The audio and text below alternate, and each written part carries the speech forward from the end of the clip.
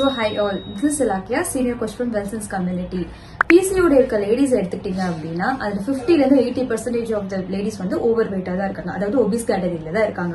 இதுல என்ன ஒரு நல்ல விஷயம்னு பாத்தீங்கன்னா இவங்க எல்லாம் ஒரு 5-10% ஆஃப் த பாடி வெயிட்டை ரிடக்ஷன் பண்ணாலே பிசிஓடியில பெரிய சேஞ்சை கொண்டு வர முடியும்.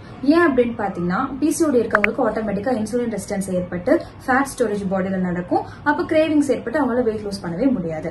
அப்போ ஆட்டோமேட்டிக்கா என்ன ஆயிருது, ஆண்ட்ரோஜன், டெஸ்டோஸ்டிரான், FSH, AMH இந்த மாதிரி ஹார்மோன்ஸ் ப்ராப்பரா செக்ரேட் ஆகாம அவங்களால வெயிட் லூஸ் பண்ண முடியாம ஓவர் வெயிட்டை கெயின் பண்ணிடுறாங்க.